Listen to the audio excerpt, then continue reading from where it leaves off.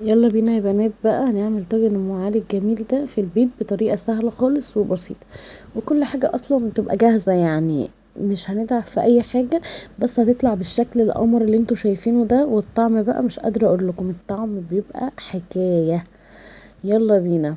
بصوا، اول حاجه معايا هنا بقى لبن على النار بيغلي، ومعايا الطاجن البايركس، ومعايا زبيب وجوز الهند وفانيليا وقشطة محوشاها، قشطة بلدي يعني بتاعت وش اللبن، انا بحوشها عندي. وبس كده، ومعايا كوباية سكر، ومعايا عيش ام علي ده اسمه عيش الملفيه او عيش ام علي، ده بيتباع عند بتوع الفطير اللي بيبقوا في السوق، اللي بيبيعوا عيش الكريب والكلام ده كله يعني. الطبق ده عامل 17 جنيه او 20 جنيه تقريبا، هيعمل لي كمية حلوة قوي. طبعا بقى عايزين تحطوا مكسرات حطوا، عايزين يعني المكسرات بقى والحاجات دي على حسب المتوفر عندكم في البيت. انا كان عندي زبيب وجوز الهند فحطيت منهم. نزلت بقى بالعيش بتاعي ده كده اكسره. عايزه اقول لكم العيش ده بيبقى طعمه حلو قوي، ده اللي بيتعمل بيه الوافل يا جماعه، اللي بيبقى في الجاتو والكلام ده. بس كده هننزل بقى بالعيش بتاعنا ونكسره زي ما انتوا شايفين.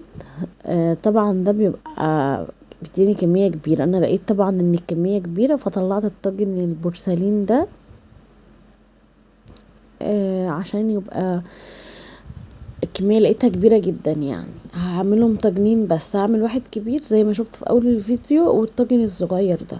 طبعا هنا ما كنتش عاملة عشاء، وقلت ايه نتعشى بيها حاجة يعني حلوة كده، كنا عايزين ناكل حاجة حلوة وفي نفس الوقت ايه كنا هنتعشى، فقلنا يكون عشاء خفيف. حطيت الفانيليا على اللبن زي ما انتوا شايفين كده، وهقلبها كويس جدا، واضيف كمان السكر وبس كده. يلا بينا بقى، خلاص كسرنا العيش بتاعنا، حطينا بقى الزبيب وجوز الهند. طبعا هنا حطيت لصالح زبيب كتير لان هو بيحب الزبيب، انا بصراحه ما بفضلهوش قوي، فحطيت ليا جوز الهند بس. ولما حسيت ان الطاجن ده اللي انا بعمل فيه حسيته رقيق قوي، قمت ضايفاه على الطاجن الاصفر برضو.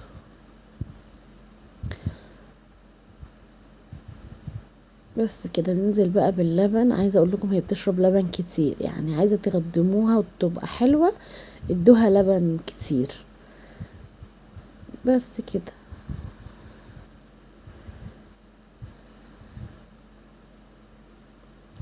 ما فيهاش اي اختراعات، يعني هي اصلا بتبقى سهله وسريعه خالص، متاخدش مني اي وقت، في دقيقتين تلاتة بتبقوا عاملين احلى طاجن ام علي. طبعا بقى ممكن تعملوا في الطواجن الصغيره وتحطها في التلاجة وتبداوا تاكلوا فيها يعني. ممكن تعملوها في طواجن زي كده كبيره وتقطعوها يعني براحتكم بقى، الحاجات دي حسب كل واحد وذوقه. بس هنا بقى كانت خلاص شربت اللبن كله، وهنا بقى كنت مخليه مثلا اخر كوبايه لبن، وضفت عليها لبن كمان، ونزلت القشطه اللي انا محوشاها. عايزه اقول لكم القشطه بقى دي بتبقى جميله قوي يا جماعه، انا بعمل منها سمنه كمان. ضفتها برضو على اللبن، وهدوب بقى القشطه كده على النار شويه مع اللبن عشان ما يبقاش فيها اي تكتلات، عايزاها تسيح في اللبن، وهحطها على الوش.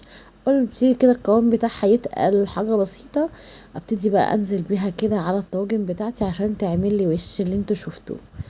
وبعد كده هندخلها الفرن بقى على درجه حراره 180 على الشبكه طبعا، ان هي احنا محتاجاها بس تاخد مني وش بس.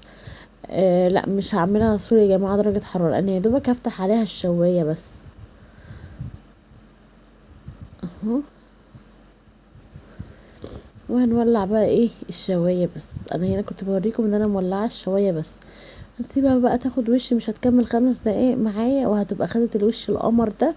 ابتدي بقى اطلعها، وبالهنا والشفا على اللي هيجربها، وقولوا لي ايه رايكم يا جماعه لما تجربوها، بجد حلوه قوي، سهله وسريعه، وبصوا طعمها تحفه، وهتوفر معانا كتير قوي قوي قوي. يعني الطاجن الصغير اللي بيتباع في الالبان او في اي مطعم بيبقى غالي قوي، جربوه.